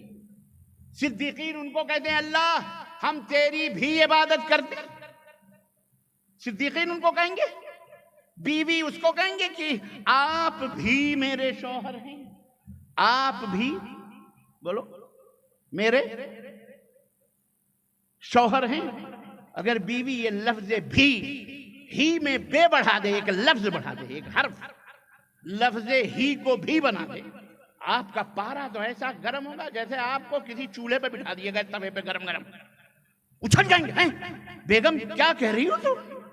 وہ کہہ رہی ہے میں نے کچھ نہیں کرا، صرف بے بڑھا دیا، بیوقوفی کا بے یا بدی کا بے، ہی کو بھی کر دیا، آپ کے کان گرم ہو جائیں گے، چہرہ سرخ ہو جائے گا۔ مطلب اس کائنات میں کوئی ایسا بھی ہے جو تمہارا شوہر ہے؟ اللہ اکبر۔ اس لیے بھی میں ہی میں با نہ بڑھاؤ۔ جس طرح آپ کو بیوی کا بھی کہنا غلط اور آپ کو برا لگتا ہے، ایسے ہی اللہ کے سوا کسی کو مشکل کشا، حاجت روا، اور کسی کو اپنا داتا اور کسی کو اپنا کہنا، چاہے وہ زندہ ہو چاہے وہ مردہ ہو، شریک کرنا بھی اس سے کہیں زیادہ برا لگتا ہے اللہ تبارک و تعالی۔ اس لیے اللہ صدیقین میں وہ سچی بیوی نہیں ہے جو بھی کہتی ہے۔ صدیقین کی تعریف میں حضرت ابوبکر صدیق کا رتبہ اور مقام، جن کا رتبہ نبیوں رسولوں کے بعد سب سے بڑا رتبہ اور مقام حضرت سیدنا ابو بکر صدیق کا ہے۔ کس کا ہے؟ بولو۔ حضرت ابو بکر صدیق کا، اس کے بعد حضرت عمر فاروق کا، اس کے بعد حضرت عثمان غنی کا، اس کے بعد حضرت علی بن طالب رضوان اللہ تعالی علیہم اجمعین کا ہے۔ یہ ترتیب ہے، یہ خلفائے اربعہ کہلاتے ہیں، جنہیں جنت کی بشارتیں، خوشخبریاں اللہ کے نبی صلی اللہ علیہ وسلم نے دنیا ہی کے اندر عطا فرمائی ہیں، اور ان میں ایک ایک کا ایک ایک رتبہ ہے، ایک ایک مقام ہے، ایک ایک کی فضیلت ہے، جس کے لیے بہرحال کوئی اور وقت اور کوئی اور موقع چاہیے۔ کبھی ایک ایک صحابی، ایک ایک خلیفہ رسول کا مقام اور رتبہ بیان کرنے کے لیے بہرحال اس کے لیے الگ وقت چاہیے۔ لیکن صدیق کو صدیق کیوں کہا گیا؟ بس مختصر سا، تاکہ آپ کو صدیقین کا بھی تعارف سمجھ میں آئے۔ صدیقین کون ہوتے ہیں؟ یہ بھی ہو، وہ بھی ہو، نہیں ہوتے، وہ ایک ہی ہوتا ہے، ایک ہی کردار اس کا ہوتا ہے۔ اللہ کے نبی صلی اللہ علیہ وسلم معراج کر کے تشریف لائے، بالکل میں سیرت کے حوالے سے بالکل قریب کرتے ہوئے خانہ کعبہ کی ٹیک لگا کر کے آپ معراج کا واقعہ بیان فرما رہے ہیں۔ ابو جہل بھی بیٹھا ہے، تمام عمائدین قریش مکہ، کفار مکہ بھی بیٹھے ہوئے ہیں۔ اللہ کے نبی معراج اسراء اور معراج کا واقعہ بیان فرما رہے ہیں۔ آج میں بیت المقدس گیا، وہاں سے میں آسمان پہ گیا، وہاں سے اللہ سے ملاقات ہوئی، سدرۃ المنتہا پہ گیا، وہاں سے میں وہاں گیا، جنت کی سیر کی، جہنم کی سیر کی، بلال کو بھی دیکھا، اللہ اللہ، حضرت عمر فاروق اعظم کے گھر کو بھی دیکھا، بہت تفصیلات۔ ابو جہل بیٹھا ہوا کان کھجلا رہا، اس کو ملا سی یار یہ اتنی بڑی گپ، اتنی بڑی جھوٹ، اتنا بڑا چھوڑ، یہ تو آج پہلی دفعہ سن رہے ہیں، یہ واقعی پاگل ہو گیا، استغفر اللہ ثم استغفر اللہ۔ فوراً کان کھجلاتے ہوئے بھاگا وہاں سے، کہا آج تو ابو بکر کو میں بیڑا پاری کر دوں گا، ان کو آج تو میں انہیں اپنے مذہب میں لے کے آ کے رکھوں گا۔ فوراً دوڑا گیا، راستے میں ڈھونڈنے لگا، ادھر سے ادھر سے مکے کی گلیوں میں، کہیں سے حضرت ابو بکر صدیق رضی اللہ تعالیٰ عنہ تشریف لا رہے تھے۔ کہا ابو بکر سنو تمہیں ایک بات بتاؤں۔ کہا کیا بات ہے؟ کہا تمہیں پتہ ہے ابھی تک تو مجھے شک تھا، آج تو بالکل یقین ہو گیا کہ جس کو تم اپنا نبی سمجھتے ہو نا، وہ واقعی جادو اس کے اوپر کیا گیا، وہ پاگل ہے۔ کہا پاگل آدمی بات کیا کر رہا ہے، کیا بات ہے؟ کہا ایک بات بتاؤ تم، فلسطین جانے کے لیے کتنا ٹائم چاہیے؟ اگر ایک تیز رفتار اونٹ سے سفر کیا جائے تو کتنا مہینہ، کتنا دن لگے گا؟ تو حضرت ابو بکر نے کہا 1.5-2 مہینے لگیں گے جانا، اور 1.5-2 مہینے میں آ جانا۔ کہا واقعی؟ کہاں، ہم سب جانتے ہیں تاجر ہیں، اتنا ٹائم تو لگے گا ہی۔ کہا سچی بات ہے؟ کہا سچی بات ہے۔ کہا اور اگر یہ کوئی کہے کہ میں ایک ہی رات میں فلسطین گیا اور واپس آیا، تو حضرت ابو بکر صدیق نے کہا وہ جھوٹا ہے۔ کہاں جھوٹا ہے نا؟ کہاں جھوٹا ہے؟ خوش؟ کہا سنو، ابھی میں کعبہ سے ہو کے، خانہ کعبہ سے آ رہا ہوں، تمہارا دوست جو محمد ہے نا صلی اللہ علیہ وسلم، وہ بیٹھ کر کے لوگوں کو یہی پاٹھ پڑھا رہا ہے کہ میں گیا تھا فلسطین اور ایک ہی رات میں واپس بھی آ گیا۔ اب یہاں دیکھیں کردار، یہاں دیکھیں منہج، یہاں دیکھیں ایمان، اور یہاں دیکھیں صراط مستقیم کیا ہے۔ سیدنا ابو بکر صدیق نے کہا اللہ کی قسم، یہ نبی کائنات نے یہ بات فرمائی ہے؟ کہاں اللہ کی قسم، کعبے کے رب کی قسم، محمد نے یہ بات کی ہے صلی اللہ علیہ وسلم۔ پھر ابو بکر صدیق نے کہا تو قسم کھا، واقعی؟ کہا رب کے، کعبے کے رب کی قسم، اللہ کی قسم، محمد نے یہ بات کہی۔ کہا پھر قسم کھا، پھر قسم کھا۔ کہا کعبے کے رب کی قسم ہے، میرے کانوں نے سنے ہیں، محمد یہی کہہ رہے تھے کہ میں فلسطین گیا تھا آیا تھا۔ تو سیدنا ابو بکر صدیق نے کہا کہ واقعی اگر تو اپنے کہنے میں، قسم کھانے میں سچا ہے، تو میں بھی کعبے کے رب کی قسم کھا کے کہتا ہوں کہ میرے نبی نے اگر یہ بات کہی ہے تو واقعی وہ فلسطین گئے تھے اور رات ہی میں فلسطین سے واپس بھی آ گئے۔ اللہ کہے پاگل ہے تو، بولے تو کچھ بھی کہہ لے، ہم تو ان کی ان باتوں کے اوپر بھی بھروسہ کرتے ہیں کہ وہ کہتے ہیں کہ جبریل آیا تھا اور جبریل چلا گیا، ہم نے دیکھا بھی نہیں، ہمیں یقین آ جاتا ہے کہ میرا نبی کہہ رہا ہے تو سچ کہہ رہا ہے۔ حضرت سیدنا ابو بکر صدیق رضی اللہ تعالیٰ عنہ خانہ کعبہ میں آئے، اللہ کے نبی بیٹھے ہوئے تھے، آگے پورا واقعہ بیان کیا، تو اللہ کے نبی نے پوچھا تم نے کیا کہا ابو بکر؟ ابو جہل کے اس سوال پر تم نے کیا کہا؟ تو ابو بکر نے پورا واقعہ بیان کر دیا کہ میں نے اس کو یہ جواب دیا۔ تب نبی کائنات کا چہرے مبارک چمک اٹھا اور آپ نے فرمایا انت الصدیق انت الصدیق انت الصدیق۔ یہ ہوتی ہے صدیقیت، یہ نہیں کہ یہ ہے وہ ہے فلاں۔ ارے جہاں رب کا قرآن آ جائے، جہاں نبی کا فرمان آ جائے، بات ختم، سارے فتنے ختم، سارے مولوی عالم فاضل اور سب الگ، اور نبی کائنات صلی اللہ علیہ وسلم کا فرمان ایک طرف۔ ساری کائنات میں سب سے بھاری ہے، یہی ہے صراط مستقیم۔ زبان سے کہنے سے صراط مستقیم نہیں ملتا ہے۔ تو اللہ نے فرمایا کون لوگ ہیں صراط مستقیم پر چلنے والے؟ جو اللہ کی اطاعت کریں، رسول کی اطاعت کریں، ان کا حشر ان کے ساتھ ہوگا مع الذین انعم اللہ علیہم، جن پر اللہ کا انعام ہوا ہے، من النبیین والصدیقین والشہداء والصالحین، نیکوکار جو لوگ ہیں، شہداء جو ہیں، صالحین جو ہیں، ان کے ساتھ صدیقین جو ہیں، نبی جو ہیں، ان کے ساتھ ان کا حشر ہوگا۔ کن کا؟ جو اللہ کی اور رسول کی اطاعت کریں۔ وَمَن يُطِعِ اللَّهَ وَرَسُولَهُ فَقَدْ فَازَ فَوْزًا عَظِيمًا، جو اللہ کی اطاعت کریں، جو رسول کی اطاعت کریں، وہ کامیابیوں سے ہمکنار ہوتے ہیں۔ بات ختم تھی میرے عزیزو سورہ فاتحہ کی، واضح ہو چکا تھا صراط مستقیم کیا ہے، کن پر اللہ نے اپنا انعام فرمایا ہے، بات واضح ہے، پر اللہ اور وضاحت فرما رہا ہے، اور وضاحت فرما رہا ہے، کیونکہ کچھ باقی ہے، اور یہ سنت الہیہ ہے، خیر بھی بیان کرو، شر بھی بیان کرو، تاکہ حضرت حذیفہ ابن یمان رضی اللہ تعالیٰ عنہ کہتے ہیں کہ الناس کانوا یسألون الخیر، نبی صلی اللہ علیہ وسلم سے لوگ خیر کے بارے میں پوچھا کرتے تھے، سوال کون کون سی چیز نیکی ہے، کون کون سی چیز خیر ہے، کون کون سی چیز سے رتبہ ملے، لیکن میں اللہ کے نبی سے خیر نہیں پوچھتا تھا، میں اللہ کے نبی سے شر کے بارے میں پوچھتا تھا۔ اللہ کے نبی شر کیسے آئے گا، وہ شر کیسا ہے، وہ شر کیوں آئے گا، اور پوچھتا تھا، تو اللہ کے نبی مجھے بتاتے تھے کیوں پوچھتا تھا، تاکہ کہیں ایسا نہ ہو کہ لا علمی میں اس شر کے اندر نیکی سمجھ کر ہم داخل ہو جائیں، شراب کو من و سلوہ سمجھ کے گھونٹ لیں۔ اس لیے میں وہ شر کی باتیں بھی پوچھا کرتا تھا۔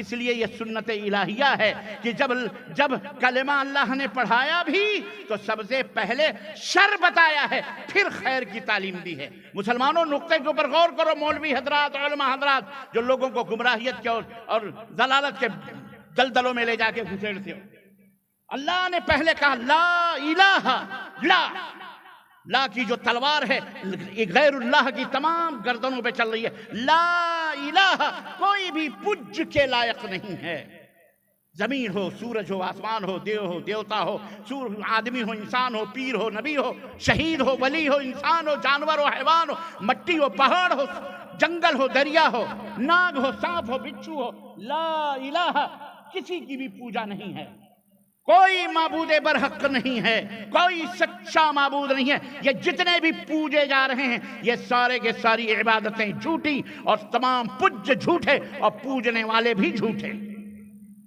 سچا کون ہے؟ الا اللہ، کون ہے؟ سوائے اس اللہ کے جو ساری کائنات کا مالک و مولا ہے، اسی کی پوجا ہے، بقیہ کسی کی پوجا بولو۔ یہ علل اعلان ڈکے کی چوٹ پر یہی صراط مستقیم ہے، یہی بہترین اور سیدھا سیمنٹڈ ایشور پرماتما کی طرف پہنچنے کا راستہ ہے۔ اس کے علاوہ رب کا تک پہنچنے کا کوئی راستہ موجود بولو۔ ہاں، اپنے آگ کو آگ میں جلا لو، آگ کے اوپر لوٹ لو، انگاروں کے اوپر کودو، ناچو، بدن کو پھاڑو پھوڑو، ٹھنڈی گرمی سب میں خوب تپسیا، جنگل بھوکے مرو، سب غلط راستے ہیں۔ صراط مستقیم رب کو پانے کا یہ راستہ نہیں ہے کہ مجاوری کرو، درگاہوں، چلوں، چبوتروں کی عبادت اور پوجا کرو، وہاں دانوں دکشن کرو، یہ صراط مستقیم نہیں ہے، یہ یہود و نصارہ کا راستہ ہے۔ سنو، اسی سورہ فاتحہ کے اندر اللہ نے فرمایا انعمت علیہم غیر المغضوب علیہم ولا الضالین، اے اللہ ان کی راہوں پہ نہ چلا جن کے اوپر تیری پھٹکار پڑی ہے، دھتکار پڑی ہے، جو ملعون ہیں، لعنتی ہیں۔ کون ہیں وہ؟ پتہ ہے مسلمانوں؟ سنو وہ کون ہیں؟ وہ اسی زمین کے اوپر رہنے والی یہ قوم ہے جسے جوس کہا جاتا ہے، یہودی کہا جاتا ہے۔ یہ وہ قوم ہے جس کے اوپر اللہ کی دھتکار ہے، پھٹکار ہے، لعنت ہے۔ ضربت علیہم الذلہ اینما ثقبوا، جہاں بھی جائیں گے یہ ذلت و رسوائی ان کے مقدر ہوگی چہروں پر۔ اب آپ کہو گے بھی غزہ میں یہ کیوں ہو رہا وہ رہا، بہت سارے لوگ بگنے بجاتے خوب بڑے کلیجے ٹھنڈے کر، سعودی عرب ہے تو سعودی عرب ہے تو سعودی عرب فلاں تو ٹھکاں، یہ ہے وہ دنیا بھر کا گالی دے کر کے پیٹ ٹھنڈا کر لیتے ہیں۔ ارے عقل کے پیدلو، اللہ تمہیں ہدایت عطا فرمائے۔ اب یہ دیکھیے آپ، یہ مسلمان ہیں جنہیں دیکھ کے شرمائے ہو ہیں۔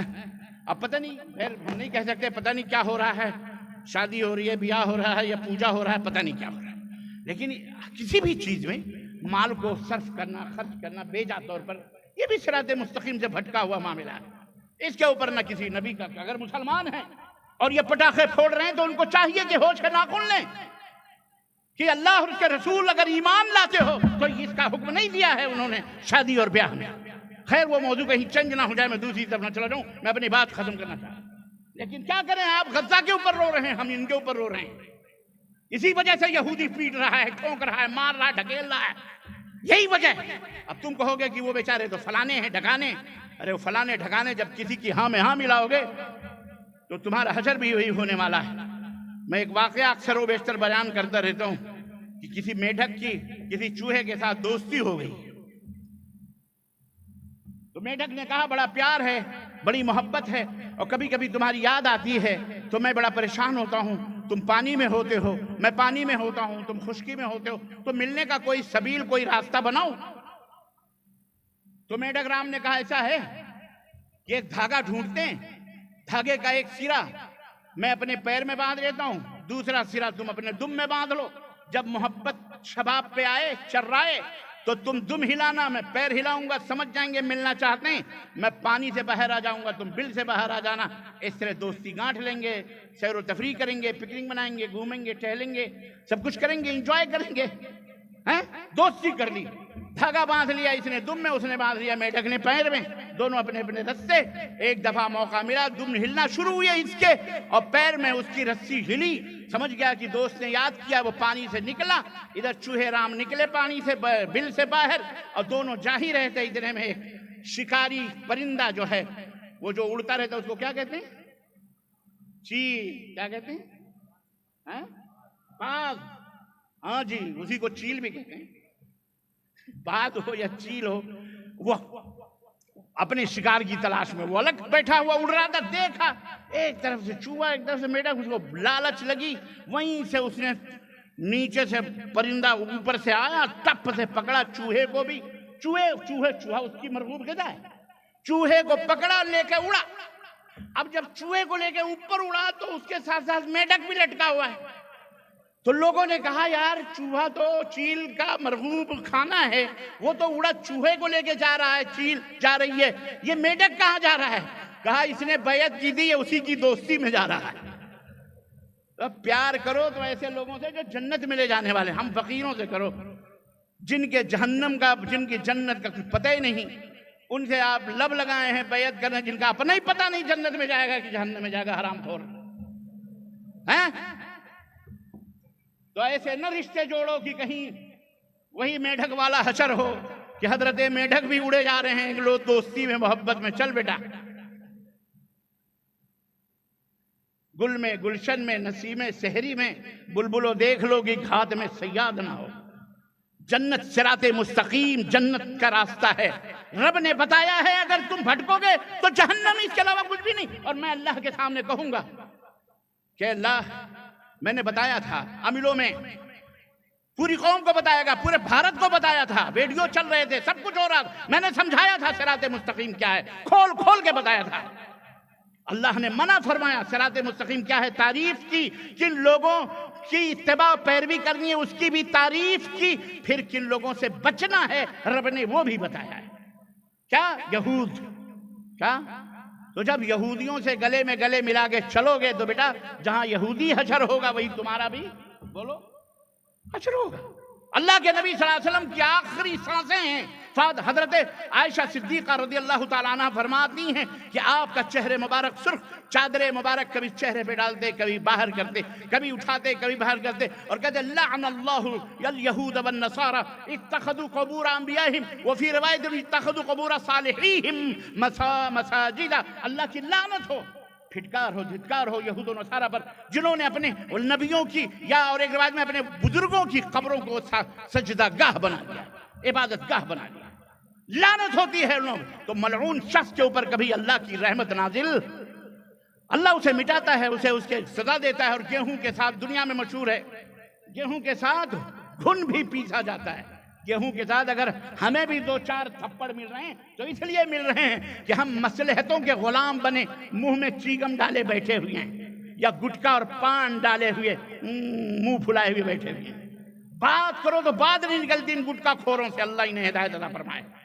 سدروں نے منہ کے کینسر ہیں، اللہ کی قسم، منہ میں کینسر پیدا، یہ منہ ہے تمہارا، اللہ رسول کا نام لینے کے لیے اللہ نے بنایا، گٹر نہیں بنایا ہے کہ اس کے اندر غلاظتیں پھینکو۔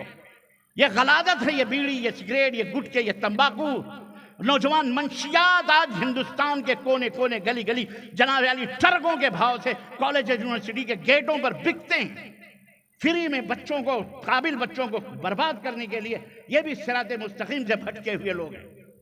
کس کس چیز کی طرف نہیں؟ صراط مستقیم ایمان اور عقیدے کی اصلاح سے لے کر سماج اور معاشرے کے تمام بگاڑ کو صراط مستقیم شامل ہے۔ صراط مستقیم یہ ہے کہ نبی نے اپنی بیٹی فاطمہ الزہرا رضی اللہ تعالی عنہ، اللہ اکبر، سیدۃ نساء الجنہ، جنت کے تمام خواتین کی، عورتوں کی سردار حضرت فاطمہ الزہرا، حیا اور شرم کی پیکرے، شرم و حیا، جن کے آنچلوں کو دیکھ کر شرمندگی اور حیا سے فرشتے بھی اپنی نگاہوں کو جھکا لیتے ہیں۔ حضرت فاطمہ الزہرا رضی اللہ تعالی عنہ جو تمام جنتی عورتوں کی سردار ہوں گی۔ اللہ اکبر، اللہ اکبر، کن کا نام آیا ہے میری زبان پر، ان کا نکاح فرما رہے ہیں سیدنا علی ابن ابی طالب رضی اللہ تعالی عنہ۔ آئے نبی کی خدمت پہنچے، ڈرتے ڈرتے کہا اللہ کے نبی مجھے فاطمہ سے شادی کرنی۔ آپ نے فرمایا مہر لاؤ، مہر لاؤ۔ نبی کی گود میں علی نے بھی پرورش پائی تھی، اللہ کے نبی صلی اللہ علیہ وسلم کے چچیرے بھائی بھی تھے۔ آج اگر ہمارے سامنے ایسا مسئلہ آ جائے نا تو ہم نہ جانے کتنے شکوک و شبہات اور اوہام کے دلدلوں میں جا کے پھنسیں گے۔ ارے یہ ہمارے گھروں میں پل کر یہی ناک بنا ہوا ہماری بیٹی پہ آنکھ رکھے ہوئے، بولو کہیں گے کہ نہیں کہیں؟ لیکن نہیں، وہ پے کرے شرم و حیا، وہ طہارتوں اور پاکیزگی کے پے کر تھے، وہ سراپا۔ اللہ کے نبی صلی اللہ علیہ وسلم نے کہا مہر لاؤ، کہنے لگے میرے پاس کچھ بھی نہیں، کہا لاؤ مہر، بغیر مہر کے میں کیسے فاطمہ کا ہاتھ تمہارے ہاتھوں میں؟ یہ ہے نبوی طریقہ، یہ ہے صراط مستقیم جو نبی بنیاد معاشرے اور سماج کی اصلاح کی بنیاد رکھ رہے ہیں۔ یہ کس طرح سے میاں بیوی ملتے ہیں اور پھر ان سے اولاد پیدا ہوتی، اور کس طرح سے صالح بیج پڑتی ہے تو صالح درخت پیدا ہوتے ہیں۔ اللہ کے رسول صلی اللہ علیہ وسلم اپنی بیٹی کا نکاح کہہ رہے مہر لاؤ۔ سیدنا علی رضی اللہ تعالیٰ عنہ کی درع جو جنگ میں لڑائی کا جو ساز و سامان تھا لے کے بازار مدینہ کی طرف گئے، حضرت عثمان غنی ادھر سے آ رہے تھے، کہتے کہاں جا رہے ہو؟ کہنے لگے یہ درع بیچنے جا رہا ہوں۔ کہا کیوں؟ کہا مجھے شادی کرنی ہے، نبی نے مہر مانگا ہے۔ کہا ٹھیک ہے مجھے بیچ دو، کہنے لگے لے لو، جو مارکیٹ کا دام ہے دے دو۔ حضرت عثمان غنی کے پاس کیا کمی تھی؟ جب انہوں نے یہ سنا فاطمہ الزہرا سے شادی ہونی ہے، دلوں میں تو پٹاخے پھوٹ رہے ہیں۔ یہ پٹاخے نہیں، اللہ لعنت ہو لوگ پٹاخوں پر، ایسے پٹاخوں پر لعنت ہو۔ یہ نہ کوئی کہے میں نے کسی کو لعنت کیا ہے، معاذ اللہ بھیا ذرا سوچ سمجھ کے، ایسے پٹاخوں کو اللہ برباد کیا، پٹاخوں کو اللہ بولو۔ ہاں نہیں، آج کل بڑا لف دوران چلتا ہے ویڈیو میں، ادھر سے ادھر، ادھر سے ادھر، معراج ربانی نے یہ کہہ دیا، معراج، اس لیے میں وضاحت کر دے رہا ہوں۔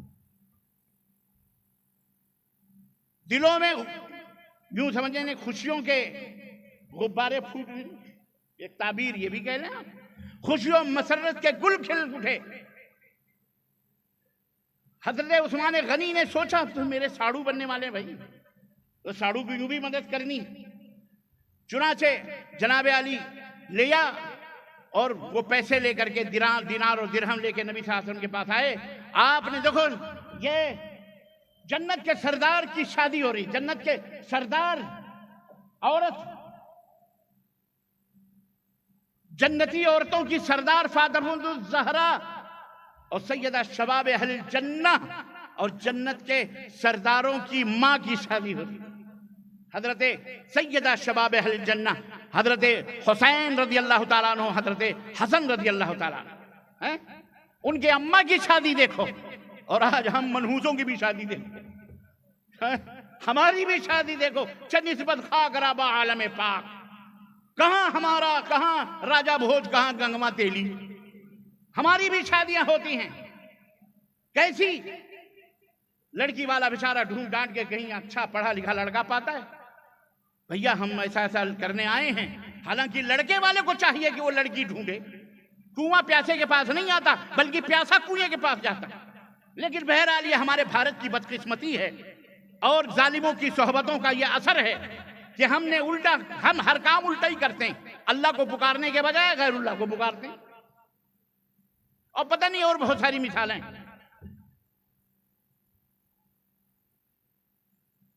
ہونا یہ چاہیے کہ لڑکی والا لڑکا ڈھونڈے اپنی مطلوبہ کو، محبوبہ کو شادی کریں، لیکن یہاں الٹا۔ اب لڑکی والا پایا کوئی اچھا لڑکا کہ بھیا چلو ہماری بیٹی بیاہ دیتے ہیں، اب وہاں لڑکے والے کی لسٹ آتی ہے، اور بعض جگہوں پہ تو لسٹ بڑی خاموشی کی ہوتی ہے۔ کیا ہو رہا ہے؟ اچھا یہ یہاں نیچے کچھ ہے، بہرحال کیا میں کہہ رہا تھا؟ لسٹ آتی، ٹو ویلر، چارپائی، ساکس، موزے، جوتے، چمچے، ڈبے، کتنے پلنگ، کتنی چارپائیاں، کتنے فرنیچرز، کتنا کیا، اور بعض جگہوں پہ کہتے ہیں کہ نہیں ہم مانگتے نہیں ہیں۔ بیٹا سب پتہ ہے مانگتے نہیں ہو، لیکن تمہاری آنکھیں، تمہارا چہرہ کیا کہہ رہی ہیں بیٹی والا سمجھ جاتا ہے۔ تو ایک مسئلہ اس اہل علم کے شہر میں آپ جرت کر کے ہوئے بتاتا جاؤں، جس کو آج ہمارے ہاں جہیز کہا جاتا ہے اور بعض لوگ اس کو دہیج بولتے ہیں۔ یہ اسلام کے اندر حرام ہے، یہ اسلام کے اندر ظلم ہے۔ اسلام کی بات میں کر رہا ہوں کیونکہ اسلام میں بہت سارے فرقے، بہت ساری جماعتیں۔ اسلام کے یہاں لینا بھی جرم ہے اور دینا بھی جرم ہے۔ شرعی عدالت کے اندر اسلام میں دہیج دینا بھی جرم ہے اور دہیج لینا بھی حرام ہے۔ اور جن لوگوں نے لیا ہے قیامت کے دن یہ پورے جہیز کا سامان اپنی گردنوں پہ لاد کر اللہ کے سامنے لائیں گے، یہ جمع کرنا پڑے گا اللہ کے سامنے، وہاں سسرے کو مجبور کر کے یا کسی بھی طریقے سے ہیلے اور بہانے۔ آپ نے جو جہیز کے سامان لیے یا دیے ہیں، یہ اپنے ان معصوم بچوں کا حق مارا ہے، لڑکوں کا، اور ان کا حق ہے 4 لاکھ۔ اب یہاں تو پتہ نہیں کتنا لینے دیتے ہیں، لیکن ہم نے دیکھے ہیں بہت سارے ادھر بہار اور پوروانچل اور سیمانچل اور کون سا چل، سارے چل میں اکثر و بیشتر یہی چلاؤ چل رہا ہے۔ 10 لاکھ، 15 لاکھ، 4 لاکھ، 20 لاکھ، 25 لاکھ برچکائی دی جاتی ہے جہیز کے نام پر، پھر اس کے بعد صوفے، پھر اس کے بعد کرچی، پھر جوتے، چپل۔ اس بھکاری کو دیا، ننگے کو دیتے ہیں کہ اللہ بے ننگے تجھے اس لیے دے رہے ہیں ننگے تاکہ میری بیٹیوں کو تو ستانا نہیں، ظالم مردود جا کے چلو بھر پانی میں ڈوب کے مر جائے۔ اب آپ کہیں گے ہم نے تو لے لیا مولانا، آپ کریں تو کیا کریں، گلے میں تو اٹکی، اب آپ نے تو حرام کہہ دیا۔ میں فتویٰ نہیں دے رہا ہوں، اہل علم موجود ہیں، سب کے گھروں میں بیٹیاں ہیں، بیٹے ہیں، میری بیٹیوں، میری ماں بہنوں کے ہاتھ پیلے کر ہونے دے، بیٹھی ہوئی ہیں کنواری، اس لیے کہ باپ غریب ہے، وہ پیسے نہیں دے سکتا ہے، وہ اتنا جہیز نہیں دے سکتا ہے۔ ٹرکوں کے ٹرک لد لد کر کے جا رہے ہیں، بارات جا رہی ہے۔ یہ کون سی بارات ہے بھیا تمہاری؟ کس نے کہا یہ بارات اسلام کے اندر حلال ہے؟ بارات یہ کون سا لفظ ہے؟ بارات رات بھر جاتے ہیں، مستنڈی گیری کرتے ہیں، پان، سگریٹ، گٹکے، چائے، لڑکی کے گھر والوں کے سینے پر لڑکی کا باپ بینک سے لون لے کر کے 25 لاکھ 30 لاکھ 10 لاکھ جناب علی قرض چکاتے ہیں اس کے بھائی لڑکی کے دلہن کے، جو بیچاری باپ کسی طرح سے اس کی شادی کرتا ہے، اور یہ مستنڈا دولہا وہاں کمرے میں پہنچ کر وہاں بھی ظلم کرتا ہے۔ بیگم وہ مہر جو بدوایا اسے معاف کر دو ورنہ چارپائی کو ہاتھ نہیں لگاؤں گا، میں جا رہا ہوں۔ اے بے حیا آدمی، تجھ سے بڑا بے غیرت، پتہ نہیں کیسے تیری شادی نہیں ہونی چاہیے تھی، اصلاً تو مرد ہے ہی نہیں، تو نہ مرد سے بھی بدتر ہے۔ سعودی عرب میں بھی شادی ہوتی ہے، خود رسول اللہ صلی اللہ علیہ وسلم کی بیٹی شہزادی کی شادی ہو رہی ہے، شہزادی رسول کی سیدہ جنت کے عورتوں کے جنتی عورتوں کے سردار فاطمہ الزہرا رضی اللہ تعالی عنہا، ان کی شادی ہو رہی ہے، اور اللہ کے نبی حضرت علی کے لائے ہوئے پیسے کو ایک مٹھی کہتے ہیں اس سے فاطمہ کا گھر بناؤ، اس سے فاطمہ کے کیا کہتے ہیں چولہے برتن کا انتظام کرو، اس سے فاطمہ کے بسترے اور کپڑے کا انتظام کرو، اتنے پیسے سے فاطمہ کے خوشبوؤں کا انتظام کیا جائے۔ علی رضی اللہ تعالیٰ عنہ کی کمائی ہے، سیدنا علی رضی اللہ تعالیٰ عنہ کی کمائی ہے، انہی کی کمائی سے دلہن کے کپڑے بن رہے ہیں، انہی کی کمائی سے سب کچھ، گھر تیار ہو رہا، مکان تیار، سب کچھ تیار ہو رہا۔ اللہ، یہ ہے صراط مستقیم، شادی کا سیدھا راستہ۔ اس طرح سے شادی کرو تو کون پیدا ہوگا؟ اس طرح سے شادی کرو گے تو حضرت حسن جیسی ہستیاں پیدا ہوں گی، جنت کے نوجوانوں کے سردار پیدا ہوں گے، حضرت حسین جیسی ہستیاں پیدا، جنت کے سرداروں کے جنتی لوگوں کے سردار پیدا ہوں گے۔ اور جب ایسے جہیز دے کر لے کر پیدا کرو گے تو مائیکل جیکسن ان کی اولاد پیدا ہوگی، انگڑے بھنگڑے نچنے گانے ٹیلے پھیلے ایسے ٹیڑے میڑے اٹاخے پٹاخے بیڑی سگریٹ گٹکے کھانے والے تمباکو ایسے ذلیل بچے پیدا ہوں گے، تعلیم سے کورے دور، اخلاق سے کورے دور، روڈوں سڑکوں پر بیٹھ کر کے سیڑھی بگریٹ چڑھانے والے، سیڑھیاں مارنے والے، دوسروں کی بہو بیٹیوں کے اوپر غلط نظر ڈالنے والے۔ صراط مستقیم یہاں بھی ہمیں آواز دیتا ہے کہ ہمارا معاشرہ قرآن و سنت کی روشنی کے اوپر مرتبط ہونا چاہیے، اسے احساس بنانا چاہیے۔ ہماری شادی، ہمارے بیاہ، ہماری صرف مسجدیں نہیں، یہ مسجد اللہ کا گھر ہے، اندھیری کھڑی ہوئی، آپ نے ہزاروں لاکھوں روپے پان اور بیڑی اور سگریٹ پر پھونکتے ہو۔ میری مائیں بہنیں بھی فضول خرچی ہے، میں سب سے آرزو کروں گا اور سب سے میں درخواست کروں گا کہ انشاءاللہ اس سال یہ مسجد مکمل ہو جانی چاہیے، انشاءاللہ تبارک تعالیٰ، بولو انشاءاللہ۔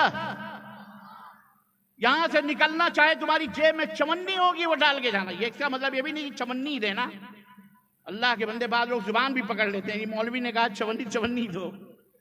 ہم جب یہ کہتے ہیں کہ اگر چڑیا کے گھر کی طرح برابر بھی مسجد بنائی تو اللہ جنت میں تمہارے گھر بنائے گا، تو کہتے ہیں بس یہی 2-4 میٹر والی مسجد بنا لو، بات ختم، جنت تو ایسے مل جائے۔ ایسی شیطانی نہ کرو۔ جتنے بھی لوگ آئے ہیں اس مسجد کا تعاون کرتے ہوئے نکلیں گے انشاءاللہ تبارک و تعالی۔ صراط مستقیم کی مکمل تشریح میں نے آپ حضرات کی خدمت میں کر دی ہے۔ یہ قصہ لطیف ابھی نہ تمام ہے، جو کچھ بیان ہوا ہے وہ آغاز باب ہے۔ بہرحال میں اپنے وقت سے زیادہ چل رہا ہوں، بہرحال میں گزارش کروں گا کہ آپ حضرات یہاں سے جب نکلیں گے تو سب کچھ انشاءاللہ اللہ اس مسجد کی تعمیر کی سوچ اور فکر لے کے نکلیں گے۔ اللہ تعالی ہمیں اور آپ کو صراط مستقیم پر چلائے، صراط مستقیم کے اوپر قائم و دائم رکھے، اور اللہ رب العزت ہم سب، ہمارے آنے والی نسلوں، ماں بہنوں بیٹیوں سب کو قرآن و سنت کا اللہ تبارک تعالی مبلغ اور داعی اور چلنے والا بنائے، آمین یا رب العالمین۔ وصلی اللہ علی نبینا محمد وعلی آلہ وصحبہ اجمعین، والسلام علیکم ورحمۃ اللہ وبرکاتہ۔